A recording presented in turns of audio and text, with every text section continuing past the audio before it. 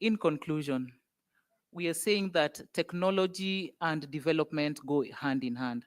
Investment, development, economic success must leverage on data, must leverage on technology to be able to drive this region forward.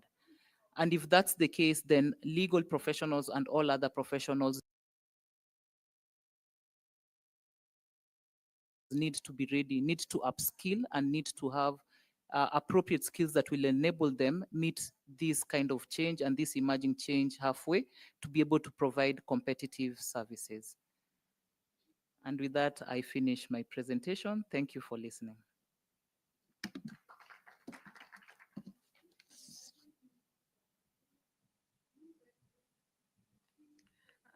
Thank you very much, Janet. It was a very enlightening presentation. And we will run this program in this manner. The second presenter will make this second presentation in this session, and then we will open it to panelists. So our second presenter is Joel Onditi. He's the founder and CEO of Pathways International, and he will make a presentation on technology and in artificial intelligence, opportunities for youth and business in the region. So welcome, Joel Nditi, and introduce yourself, and you're most welcome to make your presentation.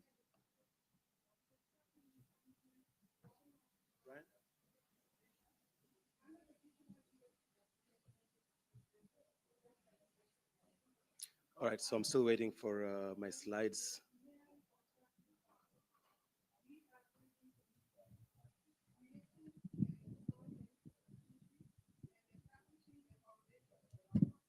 Brian, do you have my slides? Is Brian there? All right, great. Perfect. Thank you. Thank you, Brian. All right. Just going to test this quick. Okay, good. All right, thank you very much to the panelists, esteemed panelists. My name is Joel Onditi. I'm the CEO of Pathways International. A bit about my background. I am a Harvard and MIT trained computer specialist with over 18 years in the industry, specifically dealing in the areas of data analytics and AI.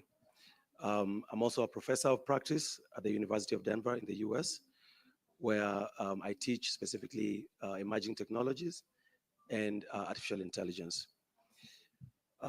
Today, I'm going to be talking about Nyanza Rising, leveraging AI and technology for economic transformation, and specifically with the concept of Nyanza and looking at the opportunities that we have here at Nyanza. So if we look at transforming tech and AI, now AI is the buzzword today. The last couple of weeks, I think we've all heard about something called DeepSeek. The last year or so, we've heard about, ChatGPT and all these AI good things. So we have to really ask ourselves, how is AI really helping us, or is it simply a buzzword? A bit of statistics is that tech and AI are really shaping the economies. If we look at the report from the World Economic Forum, as at I think a couple of weeks ago, we're looking at future of work in terms of jobs. I think we saw that at the very top, data analytics, AI, machine learning rank amongst the top skill sets that we're supposed to be building for the future. Now that means something. It means that whatever industry we're in, and I'm glad we had a lawyer speak to us and still talk about AI and analytics, whatever fields we're in, we need to be considering data and AI and how that's impacting our industry. I was talking to a banker yesterday and just going back and forth on how we can leverage AI within the banking space. Now, I think we need to shift our mindset from where technology was for those people and us, these are the people here. I think tech and AI has become ubiquitous in the sense that it is part and parcel of our lives every single day. There's a big fear about AI taking our jobs, and I keep saying, no, AI won't take away your job, but somebody using AI will take away their job. So if our lawyer is leveraging AI, she will take away the job of a lawyer that's not leveraging AI. But AI itself won't take our job.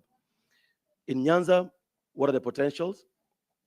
I believe that based on my research, and I haven't been a part of the ecosystem for a while, but based on my research with the hubs coming up, with the thriving youth, I believe there's a good chance for our young people to take advantage of technology and AI. And I'm going to explain here some of the potential ways that that can happen.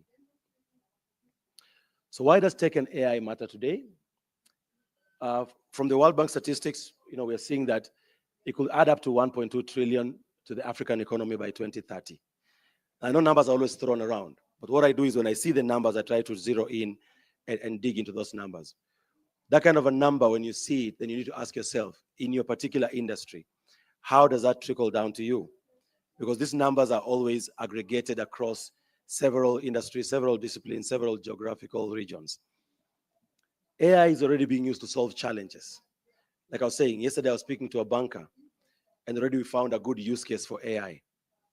So in today's world, we need to be thinking about technology and AI and how can it be used to solve challenges. Nyanza is a fertile ground, considering our unique position, right? Sitting right by Lake Victoria, with the 3 countries around us, with a thriving youth population. So we need to be discussing how we leverage these opportunities. The challenges facing Nyanza, youth unemployment, I think that's a no-brainer. We have a very high population of youth without jobs. And so for me, what I'll be asking is, if we're saying that AI is a silver bullet, how can AI solve that problem? I think we need to be asking ourselves that question. Business growth. I think a lot of businesses are facing challenges. That's a no-brainer.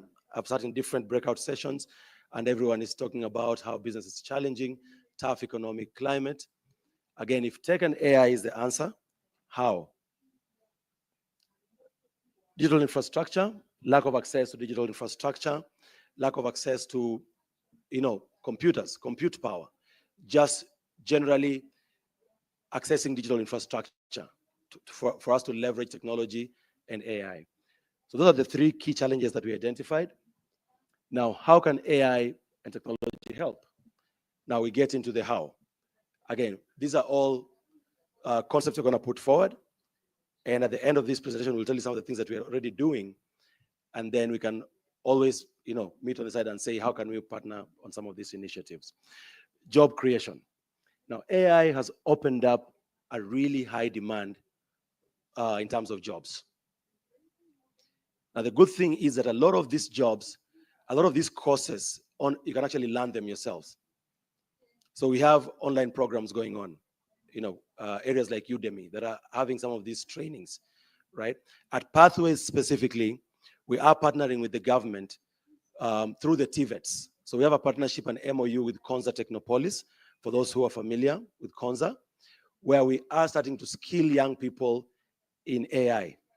So again, look around you, look at the opportunity, where the opportunity is to train. Currently, we are training at TVETs around Nairobi. So we're at Kabete, we're at Machakos, we're at Masai Technical. And my hope is that we can start having discussions around how do we bring these trainings out to Nyanza, because we do have TVETs in Nyanza. We do have the Jitume labs that have been opened in different TVETs in Nyanza through the program by Konza. So the question is, how do we bring these trainings out into the region and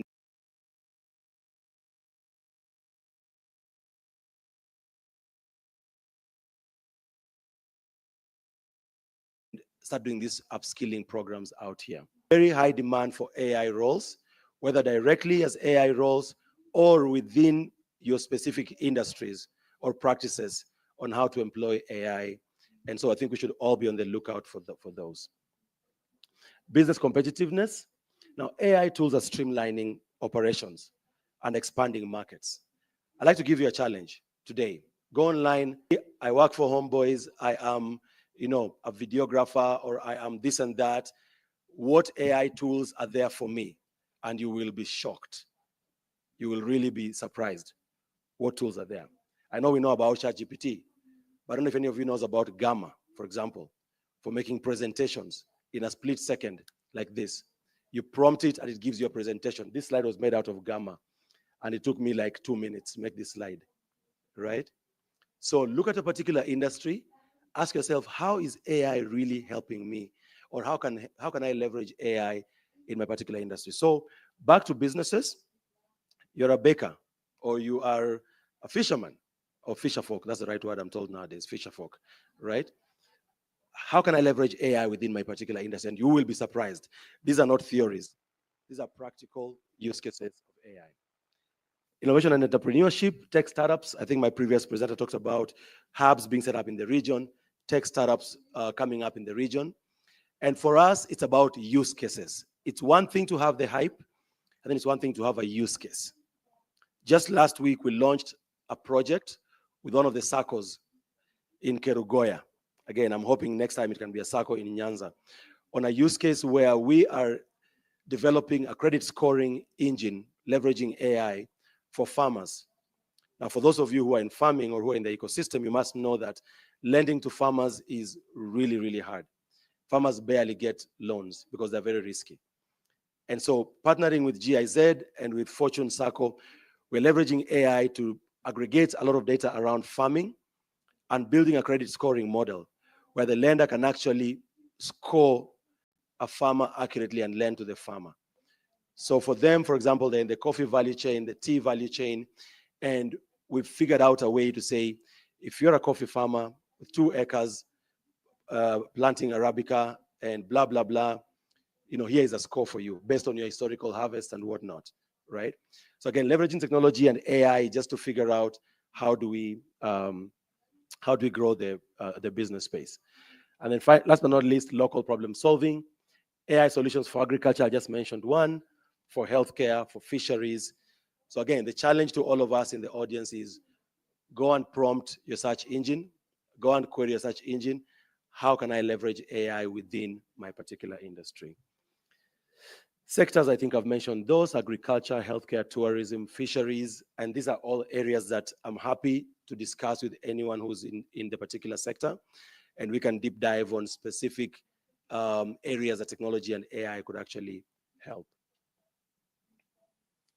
Preparing the youth for future of work. I think I'll spend a couple of minutes here just because one of the biggest challenges that we know we have is youth unemployment, right? So digital literacy, I mentioned about our G2MEP program, our program together with the government of Kenya and Konza Technopolis, where we are leveraging the TVETs, and there are TVETs across the country. I think you've been seeing the hype about the president opening these computer centers around the country and saying, Finya computer, pesa itoke and whatnot, right? So if we forget about the hype and forget about the banter, specifically, we are doing AI upskilling at these TVET centers. Currently, we're running a program with Microsoft to skill about 100,000 Kenyans specifically in AI. But like I said, there's 2 sectors, there's 2 ways of looking at this. One, there is skilling to become an AI engineer, a developer, a coder, a programmer in Python and whatnot. That is for probably a few. But for everyone, tech and AI is now available for all of us. Why invest in Nyanza's tech future? That's why we're all here. I think we need to figure out a way to fund startups. Yesterday, I was at the Ken Invest Forum, and the main reason I was there is just to figure out, is there money? All these things require money, right? So after the nice conference like this is held, does everybody pack up and go home? Or are there really action items? So my challenge again to the organizers of the event is, what are the takeaways from this conference? If Pathways say that they're already skilling in AI, and they already have programs running in the government, what is required to plug that and bring that investment to Nyanza? So I think, I'll be sitting with the organizers, but I'm also urging anyone in the audience who has ideas of how do we bring these programs out to Nyanza. Funding is a big aspect of it. So we need to think through what that looks like. Developing infrastructure, R&D, partnerships. Again, just some of the ways that we can bring these solutions to Nyanza. Creating the right conditions for growth, as I'm wrapping up here. I think collaboration is big, is key. At Pathways, that's what we do. At my company, we do a lot of collaboration. So like I said, we're partnering with the government currently. We're partnering with Konza. They already have labs across the country. We're not trying to build computer labs across the country. I think we need to be thinking of how do we partner with the right stakeholders in different areas to bring out some of these some of these solutions. As an example, I'm looking to partner with KCD, Kenya Development Corporation, KDC. And I was telling them they have an office in Kisumu. I was telling them we are happy to hold workshops for businesses on what tools they can use, tech tools, AI tools, to get information, just to empower business people on entrepreneurship and how best to leverage some of these tools. So I think partnerships for me is a key takeaway in terms of how we push some of these technologies to the region. And I think with that, I'm going to end my presentation so it's not too long, and I'll pass it over back to the moderator. Thank you very much.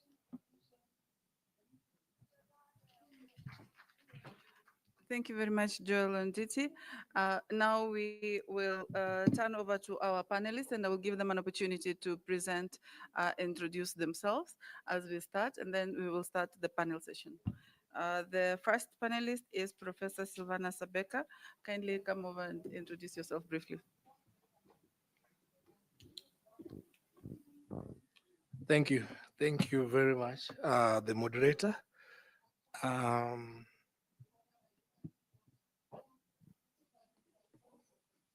The honorable guests who are here, esteemed panelists, and investors, and also the stakeholders who are present in this particular conference.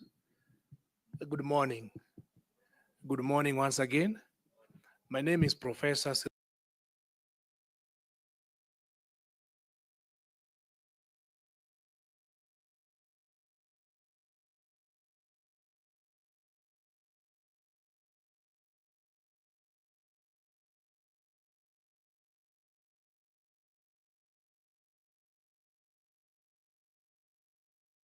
Silvan Sabeka. I'll talk in two categories. One, as somebody from academia, in two categories. One, as somebody from academia, academic institutions, where we feel that through partnership with academic institutions, together with the industries and investors, we can spur up the development within Nyanza as a region. Also, at the same time, I also want to inform you as a board member of Kisumu City that Kisumu has created an enabling environment for investments, huge investments.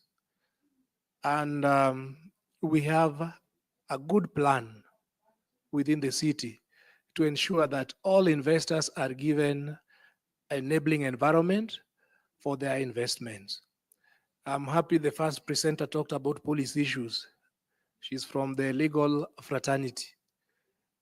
Through the leadership of Professor Peter Nyang'nyong'o, we have created a proper framework, legal frameworks to ensure that we promote investments in Kisumu. I also want to inform you that Kisumu as a city, we are moving towards a smart city, which means that all operations, all our activities in Kisumu will be tech-driven. And therefore, investors, you are encouraged to approach the city, come participate in the city agenda to ensure that at least we can take this city to another level together. And indeed, you're aware that Kisumu is the third cleanest city in Africa, and second in East Africa, and first in Kenya. Can you clap for our city? And therefore that tells you that we are really privy to how we can grow our investments in Kisumu City. So I also want to add my voice on adoption of ICT and technology-driven solutions to unlock new opportunities in Nyanza. Most of these issues that we've talked about, they are rather theoretical, but Kisumu, we want the practical aspect of it. And therefore, we want to invite the investors in the house to come and invest in Kisumu. so that we can take this city to another level altogether. And I'm happy that when you're talking about investment, technology drives everything. And my brother Joel, you've talked about several activities that you have outside Kisumu. Come back home. Come back home. We need you. We need all those beautiful things you've talked about here at home, so that at the end of the day, we can take Kisumu to another level altogether. We are ready to have a discussion with you. I'm the chair in charge of urban planning, ICT infrastructure within the city, and also the urban planning. So just come, we'll have a discussion, and then we see how we can take Kisumu to another level altogether. Kisumu as a city, we are also interested in smart agriculture. You've talked about some of the solutions you're proposing. Let them not just be proposals. Bring them over here. If they require any form of discussions, we'll assure you that we will support that as a city to ensure that we take it all together. Then my colleagues from academia,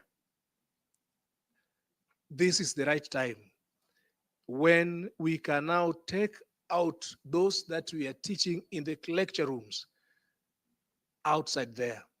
And I want to inform the investors that we have over 13 universities, actually 5 local universities here in Nyanza.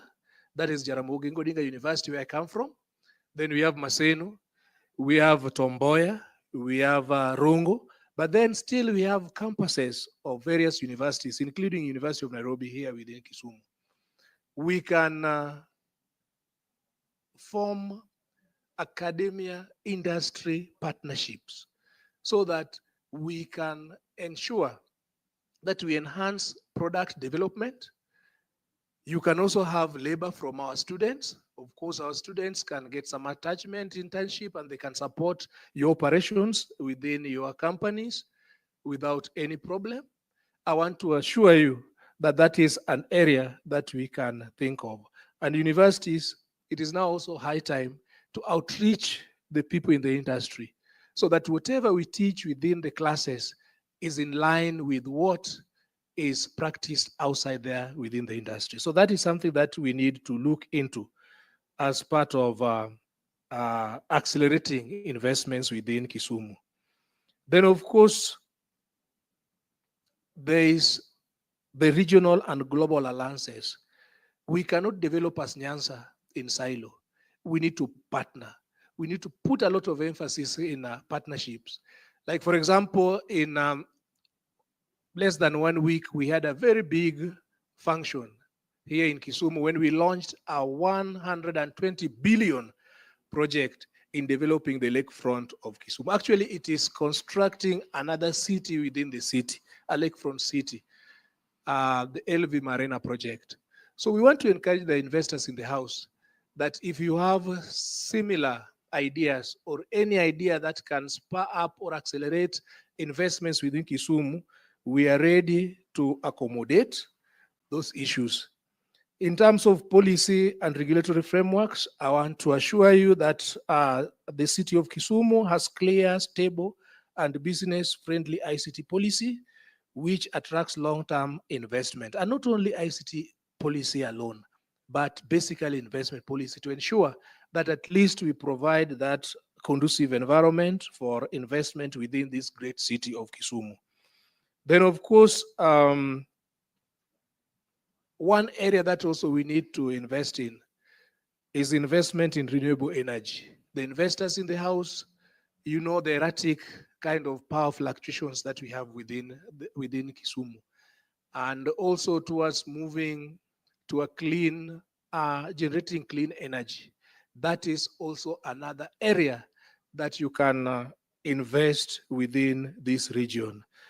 Now, we believe that the future of Nyanza economy lies in ability to leverage in ICT for growth and development. I want to urge the investors in the house to see this region as an untapped tech frontier with immense potential. I also want to call upon the government to prioritize ICT-friendly policies and infrastructure. And I want to encourage my colleagues who are also from the academia and the private sectors to form meaningful partnerships that drives innovation. Together, through investments and collaborations, we can transform Nyanza into a vibrant digital economy that creates jobs, foster entrepreneurships, and enhance the quality of lives for millions. Let us seize this opportunity and build future today. Thank you very much.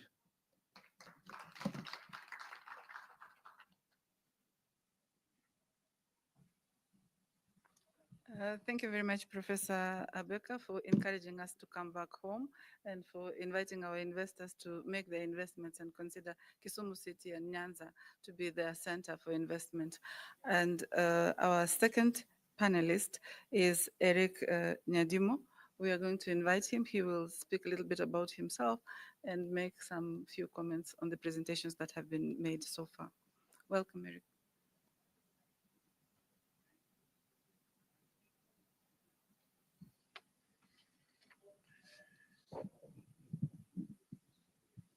Thanks. So my name is Eric Nyadimo.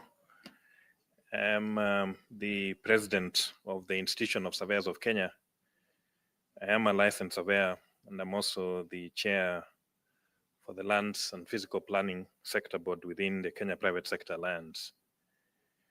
I also manage a company, Orca Services Limited, which is a survey and mapping company based out in Nairobi. I'd like to thank my fellow speakers who have spoken to this topic on investment. But I want to take a different direction on the issue of investment coming from the built environment. I would definitely be more inclined to talk about land and looking at the investment from that particular perspective. I believe that we all know that land is the basis of all wealth creation.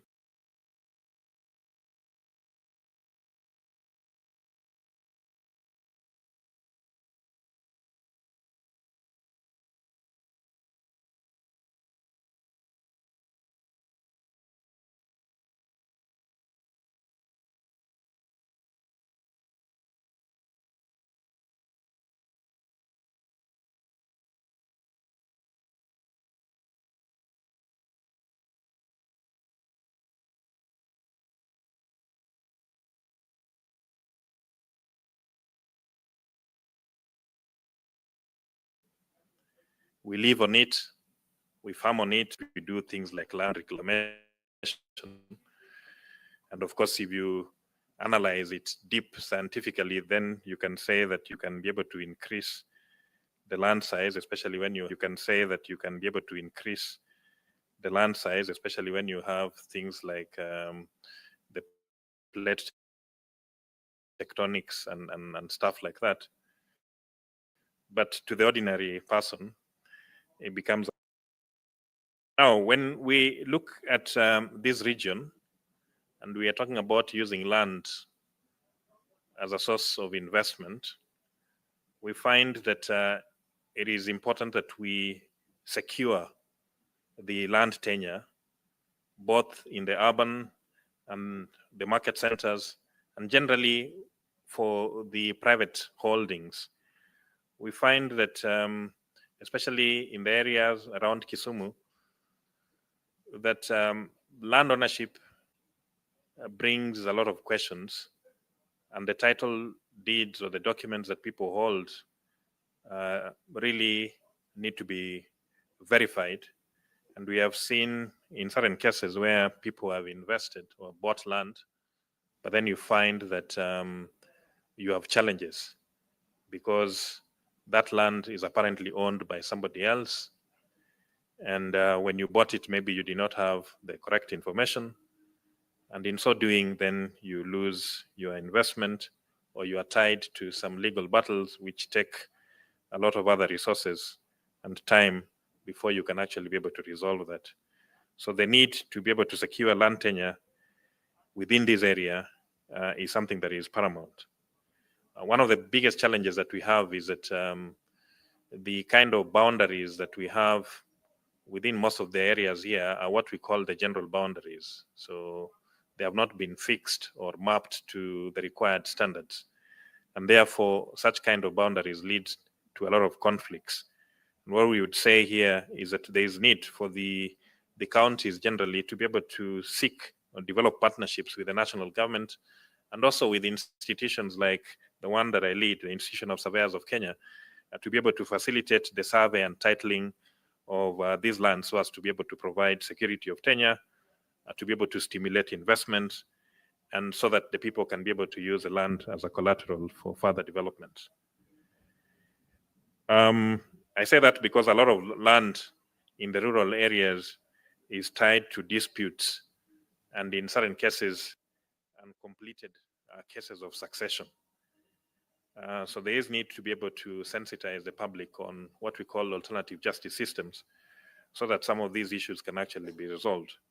And there is also need to work with the Environment and Land Court to ensure that some of these issues can be resolved within a given time frame, just like we do with matters related to elections, where you have a time frame that is defined for a case to be able to be resolved.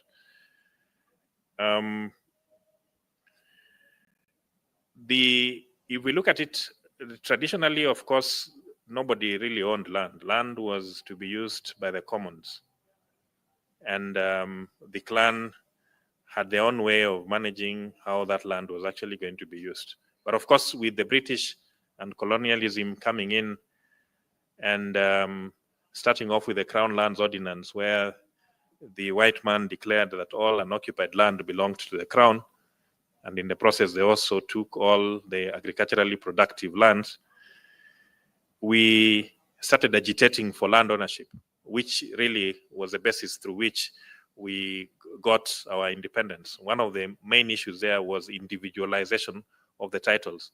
And of course, we are still struggling with how to be able to deal with the aspects of community land and owning land as an individual. But either way, we have already taken that particular path.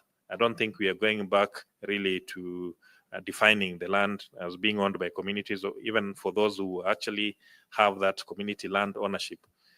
They are still in the process of moving them to individual titles.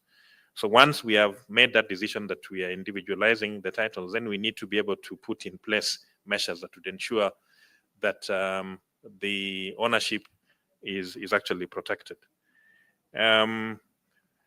And one way of doing this is through the establishment of what we call land information management systems. I think you've heard of Adi Sasa in Nairobi, where you're digitizing the land and you're having the land in one repository through which people can be able to search and retrieve their records. And I know we are having challenges with the Adi Sasa platform because it is slower than we expected, and there are still certain other challenges. But generally, that is the direction to move. To be able to institutionalize digitization and digitalization of that particular resource so that we can have the land put in a better framework. And for the counties, you need to be able to charge rates or rent for the land that you actually own. And that means that you then need to establish what we call valuation roles. We have seen a number of counties working through this, but there are certain challenges because people are always opposed to the increase in the rates and so on and so forth, making it difficult for the counties to be able to raise their own source revenue. But there is need for the counties also to understand that it is not so much about increasing that rate to a particular value, but mainly how you can be able to collect the rent from the land that you actually own. And hence, the aspect of valuation roles become important. And we need to be able to sensitize the various assemblies on the need to understand the importance of the valuation roles, how they connect to the land information management systems, and why we need to be able to undertake these particular aspects. The other aspect is mapping. Our country, Kenya, is very poorly mapped. Most of the maps that we are using were done by the British, Some of them are as old as 1950. With the maps as old as that, it becomes very difficult for us to identify where the resources are. So we need to be able to put mapping on the forefront to ensure that we can be able to map all our resources so that we can be able to better plan and manage these resources. And hence, the various entities like the counties will be able to exploit, explore, and drive more investment coming in from the aspects of land. And within it, of course, we can still be able to make use of the technologies that my colleagues have been talking about here in terms of artificial intelligence, machine learning, through the subject or technology of remote sensing. We are able to do land use, land cover changes. We are able to understand what is going to happen within the land over a duration or period of time. And to summarize or to stop on this, the other aspect is, as I said in the beginning, that the land is a finite resource. In much as we can expand, there is need for us now to expansion vertically. And I know we come from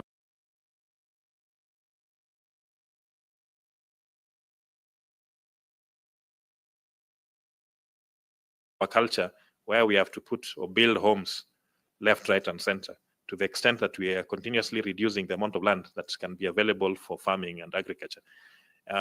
We need to be able to see whether there's a possibility to change that culture so that instead of expanding horizontally, we expand vertically so that we can be able to build houses, storied houses. And I can see my colleague, president from the Architectural Association, Florence, is here. I think this can also be able to give you a lot more work together with the engineers, because the resource that we have is not going to be enough. So we need to look for better ways in order to be able to manage that. So the aspect of culture needs to be brought in so that we can be able to deal with it. I submit.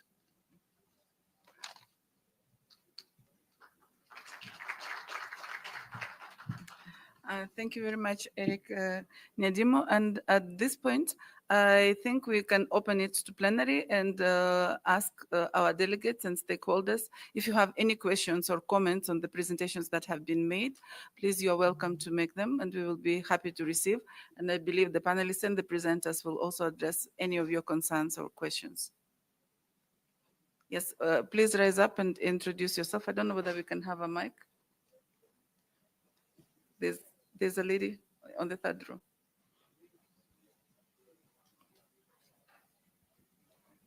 Good morning. My name is Juno Molo. I'm basically born in Kisumu, brought and bred, but I do business in Nairobi. Having been brought up in Kisumu, I've been wondering about the investment climate. We've heard about IT, we've heard about land, but we do know that the economy of Kisumu runs around small-scale enterprises. For example, if you're in town, you find a lot of women selling clothes, and you also have fishermen, and you have kiosks as well. So my question is, apart from Kisumu and other Nyanza counties, given that I've also done a bit of consultancies on PPP, and there's a lot of misunderstanding. The counties do not understand how to relate in terms of PPPs, and also the stakeholders do not understand. So my question to you is the very basic structures. Oh, okay. This is new to me. Yeah, so my question is, do we have the basic structure for agreement for partnership that is very clear and space out terms and conditions? Because partnership do not exist without very clear touch points. And this goes to, I think, Janet Otero. The second one is to Onditi. Thanks very much. I'm one of those people who've been wondering how AI is going to help in terms of the businesses that we are doing. But my question again is, you've emphasized on the youth. As you can see, I'm not youthful, but I'm still active in possibly doing a lot of businesses around. So are there programs for reverse mentorship for older people? Because when you look at Kisumu and the human resource who are there,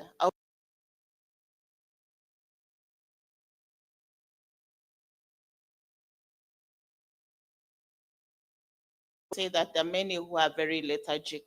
Why? Because there are no jobs, yeah? And they're not employed, or some of them have lost their jobs. And most so it's going to worsen, especially with this USID gag, the Trump thing. I'm seeing a lot of desperation coming up. So my question is, will AI help us solve that?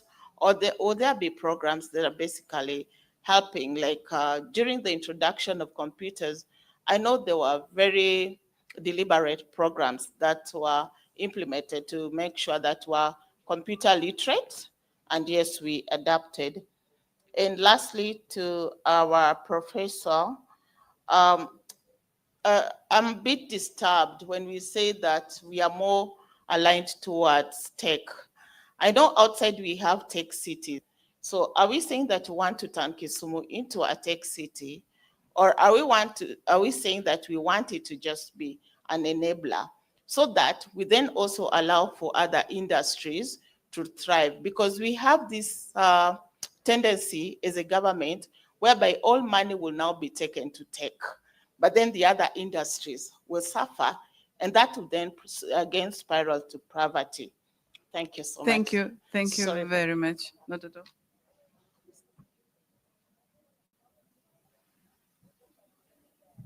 Is there any other question or comment? Yes, sir. Kindly introduce yourself and then the name of the person to whom the question is going to be addressed. Thank you very much. My name is Professor Justus Simiyu, Acting Director, University Industry Linkages, Masai Mara University. One is a comment, and both are directed to Professor Becker. One is on the academia industry linkages. We are a university slightly off the Lake Basin, but we're interested in working together on the academia industry linkages, so we'll follow up on that. The second one is closely related to my colleague, the concern on the investment. I have worked before with this county government on renewable energy, solar specifically. We worked on having a solar farm in one of the areas very close by here, but we hit a snag along the way when it reached a point of having the central government giving us authorization to proceed. So is there anything that has been done, or having clear structures on the public-private partnership in terms of renewable energy, specifically solar? Thank you very much. Thank you. Let's have one more question, and then we will allow our panelists to respond. Anyone else? If there are no questions at this point, perhaps those to whom questions were addressed kindly respond. Let's start with Janet, and then we go down the line. Is this one? Okay, thank you. June, you're a very good student. I can see you are taking notes for everybody. So with PPPs, we have the PPP unit, or the directorate as it were, that is supposed to actually oversee and offer guidance on any PPP projects that are supposed to be implemented across the country. Now, the unique thing with PPPs is that it's not a one-size-fits-all. Different regions, different counties, and even the national government will require a PPP model for a specific purpose and to deliver a specific purpose, a specific service to the public. So what normally happens is, before these are commenced, there's a feasibility study to be done, there's stakeholder engagements to be done, there's eventually there's contracts to be drafted, and there's agreements to be signed, especially around whether the project will be transferred back to the government or the partner will operate, and everything else related to PPPs. Now, it is at this point that as stakeholders, people need to put their voice forwards and their concerns forward, because we find PPP models that are developed and are operated and are run without feedback from the members of the public who will have access or use it. And these members of the public who now access it are charged a token or a fee that be on services or products that become not fit for use. So in such a case, PPP models will not work if there's no public stakeholder, but also if the contracting arrangements that the national or local government enter into do not serve what it is intended for at that particular time. And you had correctly mentioned that Kisumu or Nyanza, as it is, does not have big scale sort of industries to be involved in such. It's more smaller scale. But what can be done to improve, put all these small scale businesses together and improve on the services they are trying to unlock from the local government or the national government. And this will require a lot of conversations and championing, and also just being aware of what is happening and what you need from the government and interrogating it and having your interrogations be put part of the contract of part of the arrangements that will come up with this PPP project. Thank you, Janet. Professor. Thank you. Or you want to address? Yes, all right. I think we finished, right? June. Yeah, all right. So thanks for your question, June. Yeah, and you're absolutely right. A lot of our programs, I know, focus on the youth. And I think we're leaving a very big demographic out. Now, there are a couple of channels that I know currently that could address other people who are not youth. I think youth ends at 35, right? So I know, for example, the Ajira program by KEPSA, right, has some programs around digital training and AI, for entrepreneurs. We are running a program currently. I mentioned the program with Microsoft at the TVET centers, but it's not specifically for young people. This one is for anyone who's taking part in the TVET programs. So again, you could be a grown-up or an older person taking part in a TVET program, and then you can take advantage of these programs. Now, that's a challenge to me, honestly, because you're right. 90% of our focus has always been youth, because of youth unemployment. But you're right, there are guys who are getting, phased out of work due to automation, due to even age, right? And you lose a job and you can't get back into your career, into getting another job. And so we have an ongoing discussion right now with the World Bank on trade specifically, and that's why I'm here for this event. And there's going to be some funding coming out around technology and AI and how that affects trade. And so I'll probably make it a point upon myself to not bias that discussion to youth, and just make sure, because if you're talking about trade and business, then it's going to be probably a bit of the older folks as opposed to probably the younger people. So that's a good challenge to me, but there are programs.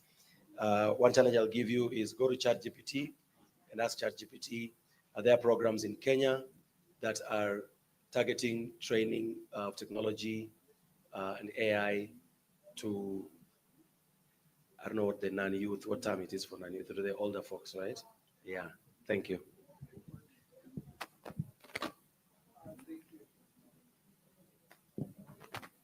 Thank you very much. Quite a number of questions. I still want to respond in line with the two capacities as somebody from the academia and also from the city of Kisumu. I want to inform you that indeed, I want to start with the last question from my friend from Masai Mara University. When it comes to academia industry linkage, we are open to it as the city of Kisumu. And I'm happy your Vice Chancellor has been very proactive in this, and there are quite a number of issues we are doing with her. And perhaps since Masai Mara is still within the Lake Region Economic Bloc, there's so much that we can do, and you are welcomed. You You've talked about the investment in solar energy and some of the challenges you have in terms of permits and authorization. I want to tell you that as a city, we encourage investors to come and invest in the city. You are aware that recently, when the president was here last time, they went and launched some of the solar project in Remba Island, Ringiti, Takawiri Islands. And this project is for the solar floating a renewable source of energy within the lake to help the fisher folks, especially when they're going about their businesses. So we are very clear about that. We'll support that. Just come to the city and we'll see how we can support you to ensure that that can become as a reality. And I also want to tell you that the CS Wandai is passionate about promoting investments in solar energy. So if you're interested in that, just come up with a proposal so that it can be approved, and then we see a way forward. Where the city can come in, we will ensure that that is promoted. Then there was also the issues of smart city, the concept of the smart city, especially in Kisumu. We want to be a leading city within this region that transforms all its services that are currently offered manually. We want to the so that at the end of the day, ICT can be a good enabler. And we want to ensure that we are connected. Currently, there's a project on setting hotspots all over public places in Kisumu.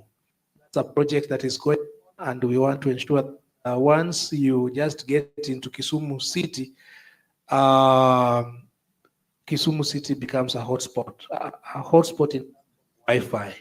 So that is something that will be encouraged. Then, of course, you also talked about the SMEs.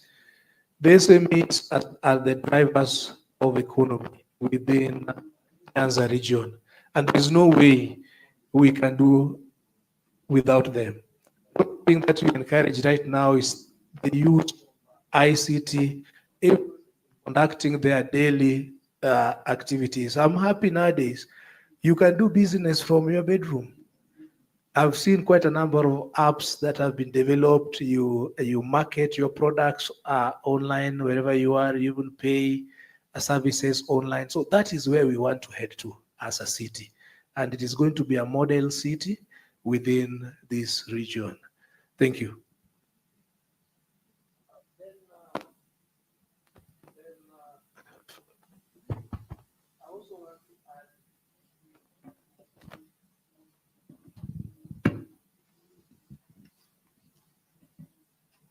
I also want to add my voice on the issues of land.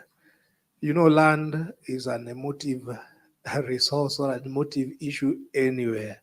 And when it comes to planning, and especially planning Kisumu as a city, this is an area that we have to move with. We have to make some radical changes to ensure that at least we plan Kisumu in the best way forward.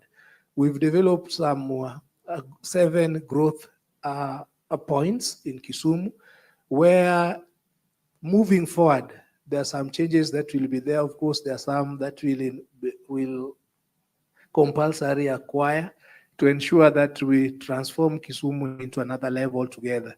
Second, I also want to inform you that Kisumu as a city, we are digitizing our register. You know, that is also another emotive issue. I know my colleague is aware how it becomes very emotive when you're digitizing the land registers.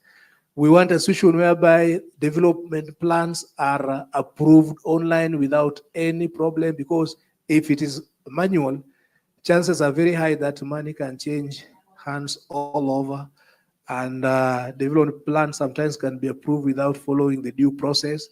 So that is why Kisumu as a city led by His Excellency, the Governor, Nyong'o, we want to ensure that we take Kisumu to another level altogether.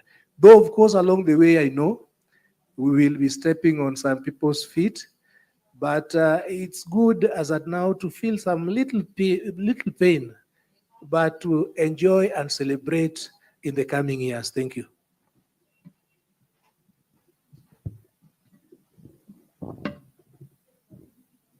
Thank you very much, panelists. Are there any questions from the delegates? Any comments? So since there are no further questions and no comments, I think we can bring this session to an end. It is with a great humility and gratitude I thank everyone. You have a Maybe question? before you bring it to an end, I also want to inform you that Kisumu as a city, we are also planning, we are engaging some investors on setting up a sky train. It is going to be one of its kind in Africa. This is a concept that when you're in developed nations, for example, like in China, the first monorail.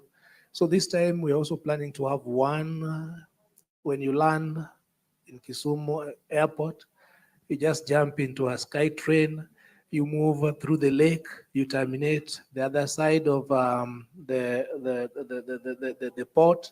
Then from there you can continue to Kondele, from Kondele to Riyadh, then Riyadh back to the airport. That will be the first phase and first of its kind. So investors who are also interested in such investments, feel free, come over. It is going to be one of its kind. And it will also promote that lacustrine economic. You know, Lake Victoria has been underutilized. So if you have also ideas, investors, and this goes to the investors in the house and friends of investors, ensure that at least come up with some ideas, come up with some concepts, how we can promote lacustrine economics within Lake Victoria. Thank you. Thank you very much for your last remark. I wish we had representatives from other counties in Nyanza that could also pitch for other cities as you do, so that we understand what's the difference between Kisumu city and why is it taking off so far and with such spirit and enthusiasm, and what is happening in the compatriots in other Nyanza cities, and what can we do so that not only Kisumu shines and becomes the first, the second, and the third, but also all other Nyanza cities can catch up and become the first and the second regionally and perhaps even globally. So maybe at this point, if you have any knowledge in that, you can give us a little bit what's going on in Kisumu, not only Kisumu, but the compatriot cities of Kisumu in other counties of Nyanza. Thank you very much, the moderator. One, Kisumu, we have the best governor. The governor who is proactive, the governor who is ready to appreciate and pick up any good idea, a workable idea. You sit down with him in the next 3 minutes, he will, within the first 3 minutes, he will know that this is a feasible idea or this idea cannot work. Then he will support. And you see, once we have the top organization support in a given area, then chances are very high that including issues to the legal frameworks, it will be very easy. But the moment the top leadership does not support us or does not understand the right concept that you've proposed in place, then chances are very high that there will be a lot of frustrations. Then, of course, other issues to do with the corruption. I want to say that and confidently say that Kisumu, led by our governor, I want to inform you that he has tried his level best to limit the level of corruption within Kisumu. And corruption is one area that normally drags investment and development. And investors normally shy away when they hear stories of kickbacks, they hear stories of corruptions, they hear stories of environments that is not friendly for businesses to thrive. And we want to urge the investors and would-be investors to troop into Kisumu so that we can take this great city to another level together. Thank you. Thank you very much. And then perhaps one more question on my part to Eric, now that he spoke about survey and mapping. How well is our Nyanza province mapped in terms of valuation of land? And is there a possibility that land in other counties is not as attractive as it is in Kisumu and environs, and therefore it might be so that not so many investors are interested in going there? Again, perhaps you may address it from the point of cost and then electricity cost and infrastructure. Hello. Okay. It's a loaded question. Mapping generally the whole country is poor. Is not. I mean, we only have about 20 to 30% that is properly mapped. About 70 to 80% still needs work to be done. If we talk about urban centers, a good number of them have been mapped, but just mainly within the old urban areas. As the urban areas have been expanding, that hasn't been done very well, and there's still a lot of work that needs to be done on that. Of course, it's an exercise that requires investment by both the counties and the national government, and sometimes when it comes to approving the budgets, the county assemblies don't really understand because the people would more or less want to see a school or a road being built. But if you tell them that you're putting 200 or 300 million to do a map, they don't understand because they think that that is a bit more abstract. So that's why I was saying that we need to have a lot more sensitization, especially with the county assemblies, and also to look for external funding to be able to do that. And the same applies to the valuation roles. I'm sure people here experience the fact that if you are engaged in a transaction in land, you are asked to maybe pay some rates or rent. And sometimes there's a discussion on whether these should be extended to areas that are not within an urban area. So in terms of percentages, we're not doing very well on that. There's still a lot of work that needs to be done in that area. Moderator. Thank you very much. In regard to the last comments, do you have any questions from? Yes, Jim.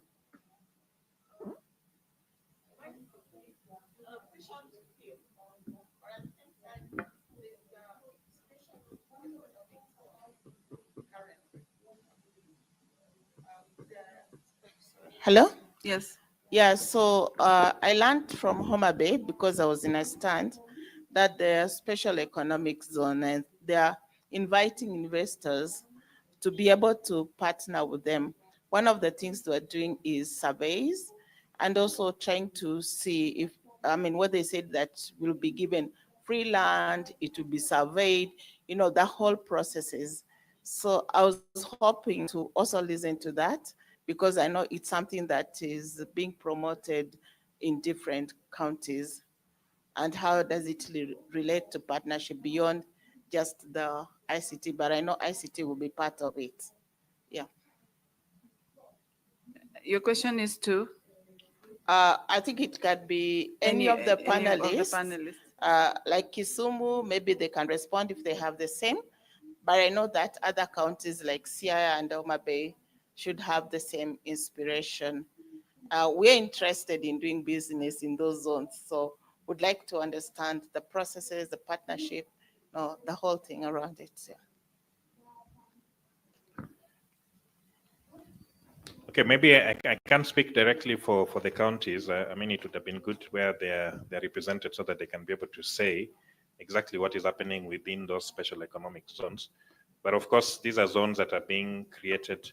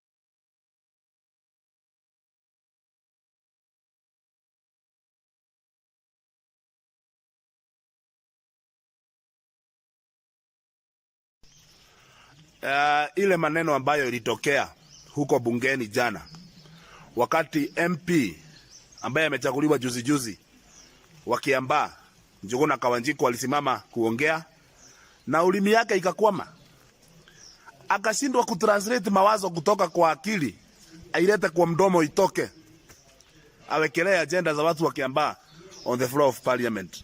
It was an embarrassing moment for the community and should serve as a wake up call kwa Wakikuyu. Wakikuyu lazima wajiulize, huko ukienda huko kwa Luo Nyanza utapata mbunge kama Kawanjiko ambaye hawezi kuongea. Ukienda Western kwa Luhya utapata mbunge kama Kawanjiko ambaye hawezi kuongea. Ukienda huko Northeastern kwa Wasomali utapata kweli mbunge kama Kawanjiko ambaye hawezi kuongea. Hata Turkana mwisho ya Kenya, they do not erect ignoramuses. Lakini hapa kwetu Mlimani, hapa ndio Ruto anataka kuja kuimpose ignorant people kama Kawanjiko as our leaders. Hapa Mlimani ndio Sonko alikuja akatuwekea governor Waitito. Wakati Pokoto anachagua Profesa Ronyangapuo, mtu ambaye amesoma, mawazo yake imefunuka, ametembea dunia, ameona modern world.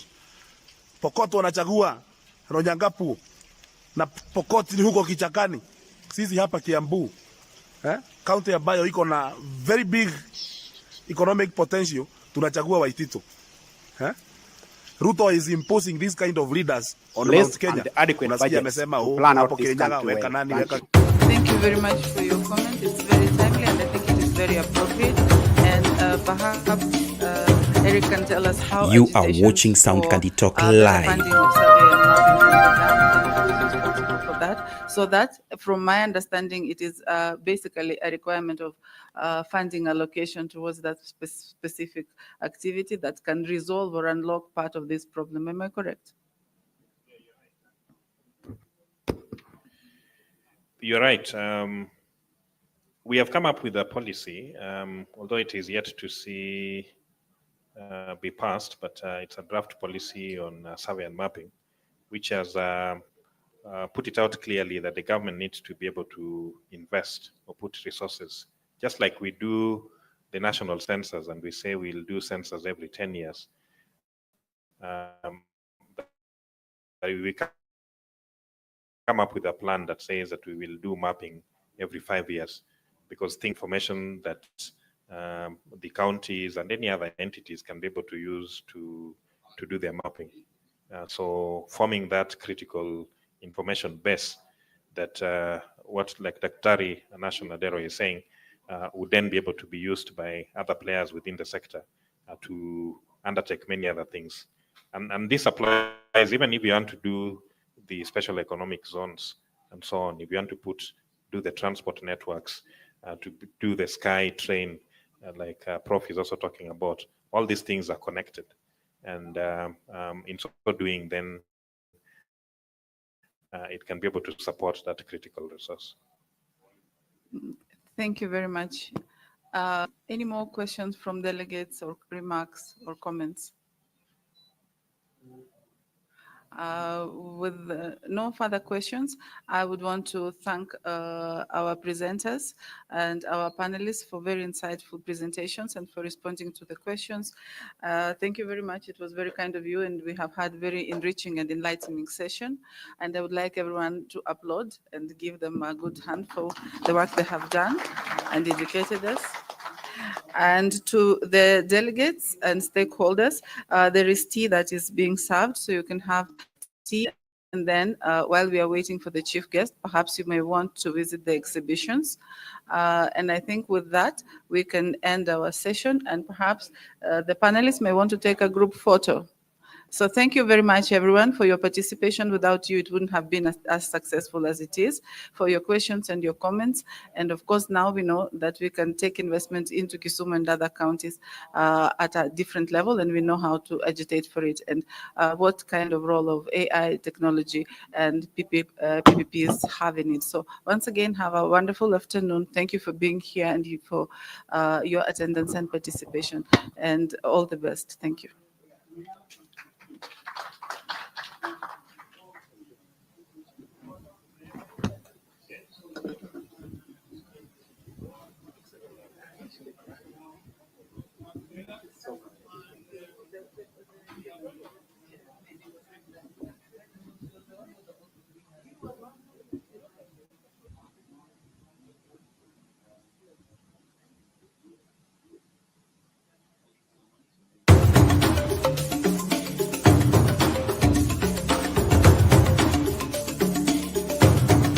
kutoka vijijini, mijini hadi jijini.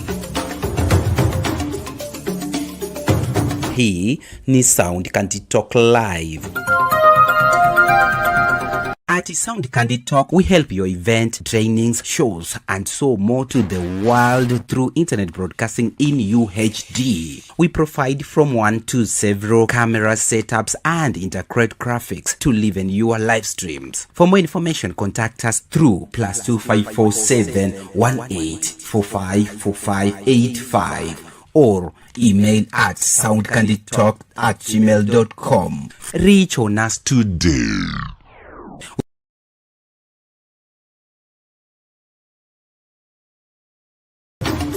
Are you looking for video live streaming services? You want your church services to be on air? You do not know where to market your goods and services? At Sound Candy Talk, we deliver the best live stream services for your events, product and service launches, conferences, weddings, and lives. Reach on us today.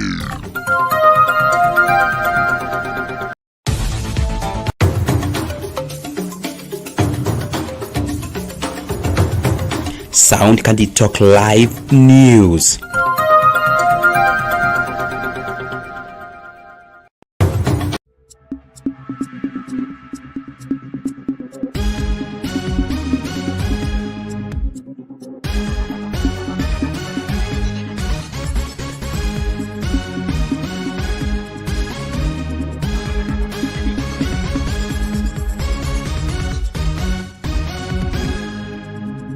Contractors karibu 7 ambao tayari wameanza kutengeneza hiyo barabara.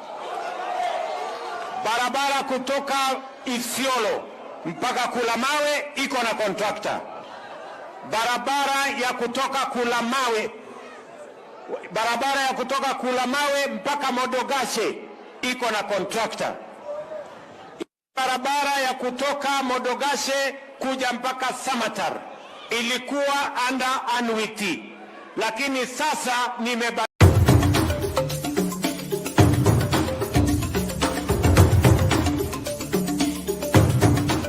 You are watching Sound Candy Talk Live.